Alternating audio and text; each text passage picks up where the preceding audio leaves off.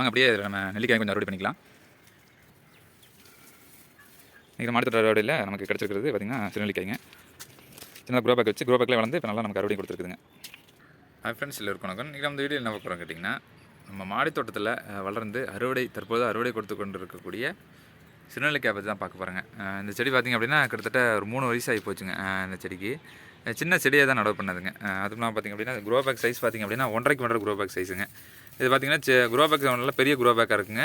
இதுவும் இல்லாமல் பார்த்திங்க அப்படின்னா இந்த சிறுநெல்லி மரம்னு சொல்கிறது பார்த்திங்கன்னா ஆண்டு முழுவதும் வளரக்கூடியது. ஸோ அதுக்காக என்ன பண்ணணும்னு கேட்டிங்கன்னா, இந்த க்ரோ பேக்கில் மீதம் இருக்கிற இடங்களில் இந்த மாதிரி கிழங்குகள் நடவு பண்ணுவானுங்க. இது பார்த்திங்க அப்படின்னா பீன்ஸ் செடிங்க. இது பார்த்திங்கன்னா வெட்டரவள்ளி கிழங்குங்க.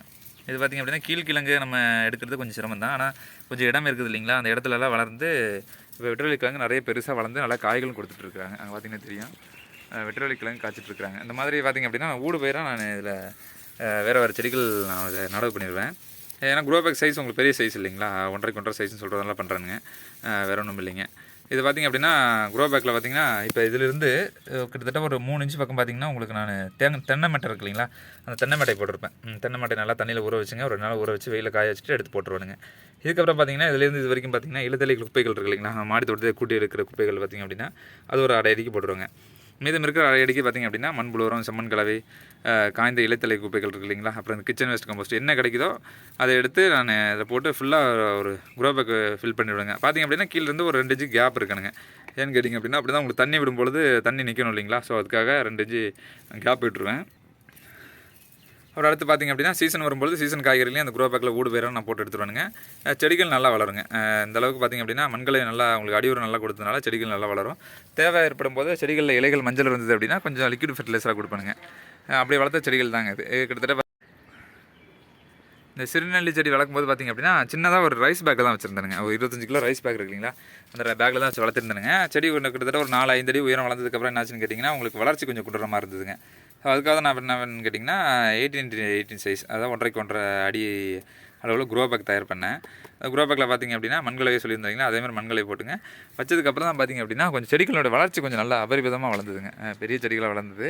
அதுவும் நான் பார்த்திங்க அப்படின்னா நீங்கள் அதான் ஆல்ரெடி நான் சேனலில் சொல்கிற மாதிரி பெரிய செடிகள், மரச்செடிகள், பழச்செடிகள்லாம் வச்சிங்க அப்படின்னா ஒரே டைமில் நீங்கள் இந்த வேலையை முடிச்சிடுங்க. பெரிய க்ரோ பேக்காக வச்சு மண்கலவை நல்லா தயார் பண்ணி போட்டிங்க அப்படின்னா உங்களுக்கு வேலை மிச்சம். கொஞ்சம் சிரமம் இருந்ததுங்க.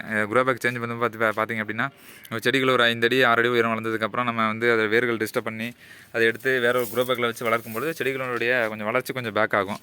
ஸோ அதனால் என்ன பண்ணுறதுன்னு கேட்டிங்க அப்படின்னா செடிகள் முடிஞ்ச வரைக்கும் மரச்செடிகள் வச்சு வளர்க்கும்பொழுது நான் சொல்கிற ஐடியா என்னென்னு கேட்டிங்கன்னா ஸ்டார்டிங்லேருந்தே உங்களுக்கு பெரிய க்ரோ பேக் செலெக்ஷன் பண்ணி நீங்கள் அதை வச்சிட்டிங்க அப்படின்னா உங்களுக்கு எந்த பிரச்சனையும் இருக்காதுங்க.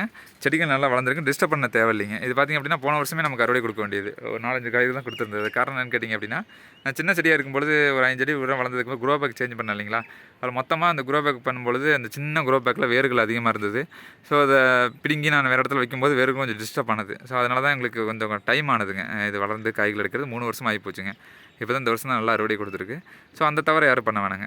எப்போதுமே வளர்க்கும்பொழுது பார்த்திங்க அப்படின்னா உங்களுக்கு க்ரோ பேக் பெரிய க்ரோ பேக்கை செலக்ட் பண்ணி வச்சுட்டிங்க அப்படின்னா வேலையை மிச்சமாகும். செடிகள் நல்லா வளர்ந்து நல்லா காய்கள் கொடுத்துட்ருக்குங்க.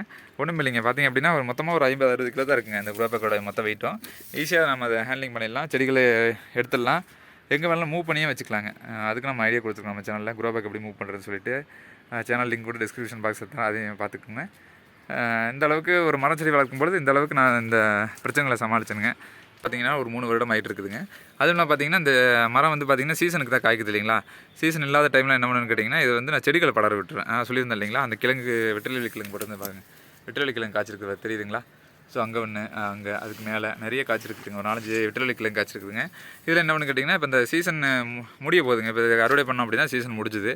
ஸோ அடுத்த சீசன் வர வரைக்கும் மரம் நம்ம சும்மா தான் நின்றுட்டுருக்கோம். ஸோ அதுக்காக நான் என்ன பண்ணுன்னு கேட்டிங்கன்னா இந்த மாதிரி க்ரோ பேக்கில் ஊடு பயிராக நான் செடிகளை வளர்த்து அதிலிருந்து அறுவடை இருப்பேனுங்க. அதில் மூலம் கிடைக்கக்கூடிய அறுவடையும் நமக்கு 1க்கு 2 லாபம் கிடைக்குங்க. வீட்டு பயன்பாடுக்கு நல்ல தேவை இருக்குங்க. இது பார்த்திங்க அப்படின்னா உங்களுக்கு கிழங்கு இது ஒரு 1/4 கிலோ பக்கம் தயாருங்க. இதை எடுத்து நம்ம அதை ஊறுகாய் வீட்டில் தயார் பண்ணிக்கலாம். அதுவும் இல்லாமல் பார்த்திங்கன்னா மரத்துக்கும் நல்லா நிழல் கிடைக்கும், செடிகளுக்கும் செடிகள் நல்லா வளருங்க. அந்த மாதிரி வளர்த்துருக்கிறதாங்க அது. இந்த செடி வளரும்போது நான் ஒவ்வொரு வருடமும் பார்த்திங்க அப்படின்னா அந்த மரத்தை நான் சும்மா விட மாட்டேங்க. வருஷம் பார்த்திங்க அப்படின்னா ஒரு 1/2 அடிக்கு 1 அடி நான் ப்ரூன் பண்ணி விடுவேன்.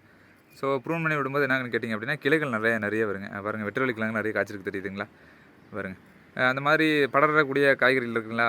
இப்போ லாஸ்ட் டைம் பார்த்திங்க அப்படின்னா நான் இதில் விங்டு பீன்ஸ் போட்டிருந்தேனுங்க, சிறகவரை போட்டிருந்தேன், அதை படர விட்டுருந்தேன், நிறைய காய்கள் கொடுத்துருந்தாங்க. இந்த டைம் பார்த்திங்க அப்படின்னா நான் இதில் வெற்றிலை கிழங்கு படர விட்டுருக்கேன். ஸோ பார்த்திங்க அப்படின்னா மரம் வளருது ஒன்று, 2வது நிழலும் கிடைக்கும், 3வது பார்த்திங்க அப்படின்னா அதை படரக்கூடிய காய்கள் படர விட்டுருவேன். மற்றபடி பார்த்திங்கன்னா அந்த கொழுந்துகள் இருக்குது பார்த்தீங்களா, இந்த கொழுந்துகள் பக்கம் மட்டும் நான் எதுவும் விட மாட்டேனுங்க. ஏன்னு கேட்டிங்க அப்படின்னா உங்களுக்கு டிஸ்டர்ப் ஆகும் இல்லைங்களா, வளர்ச்சியை தடைப்படுத்தும். ஸோ அதுக்காக விட மாட்டேன்.